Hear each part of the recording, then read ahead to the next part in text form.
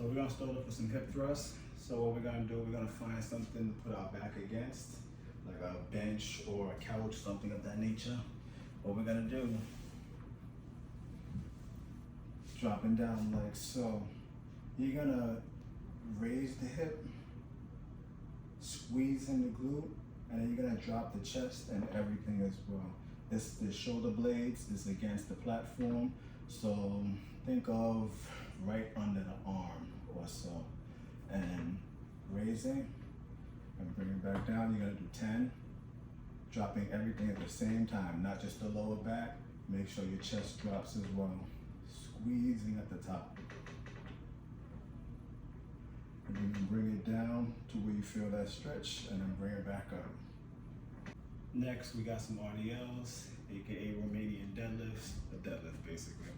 So you're gonna get either your kettlebell or your 2 dumbbells, and what you're gonna do, keeping the kettlebell between the legs, like so, if you're using a kettlebell, you're gonna push your hips back till you feel a stretch in the hamstrings, and then you're gonna bring it back up, keeping a little tuck in the neck, not extreme, just a little bit. We're gonna do 10 of these.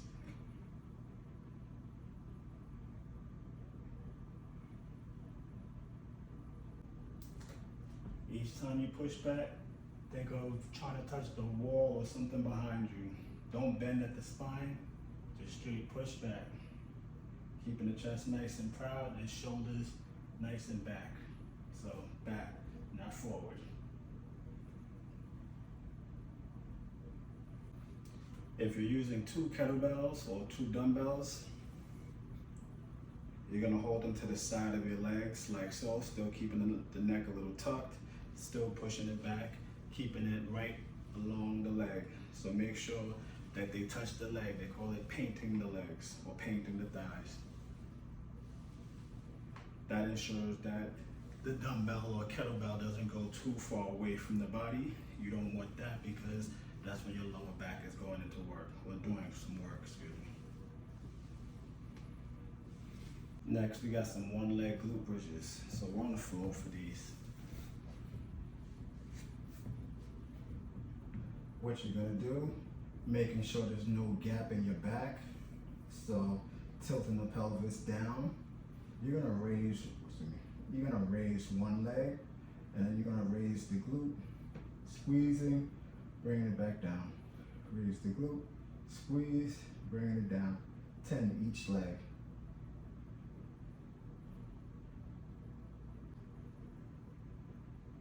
Make sure there's no gap in the back. So not like this where you could put your hand under, no gap in the back.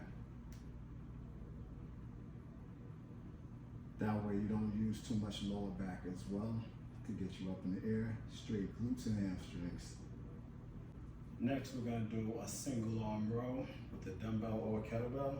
What you're gonna do, getting the back leg back like so, whatever arm you're gonna row with, that's the leg, that's back. The other arm is resting right on your knee or your thigh, and you're gonna keep your chest just like so. You want your chest parallel with the ground, so you don't wanna be too upright. Bringing the chest nice and low, and you're gonna roll to the pocket. So what I mean by that, to your pocket right here, each time.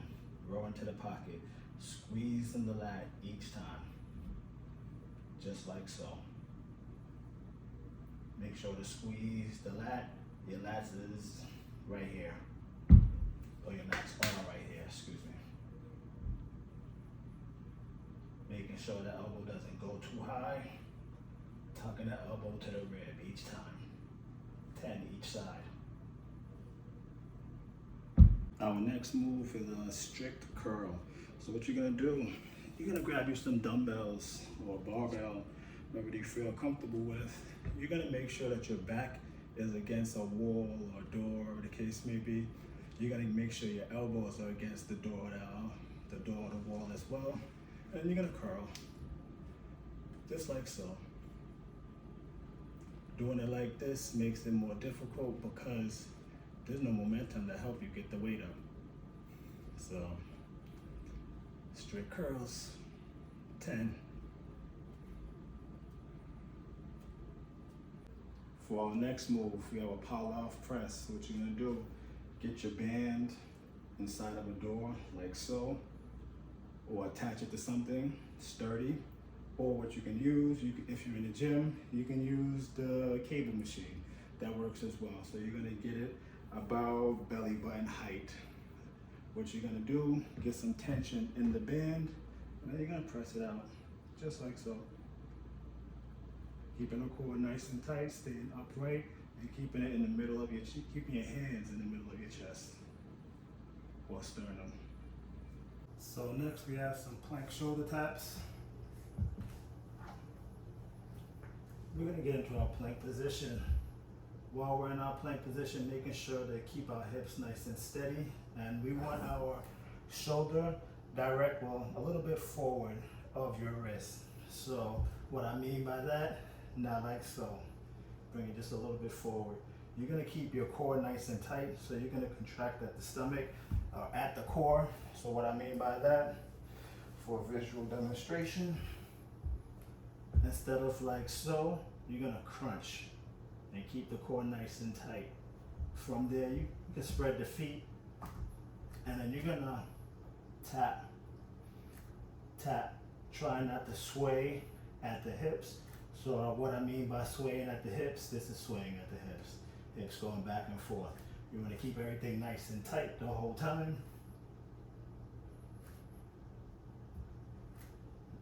You're gonna do 20 taps.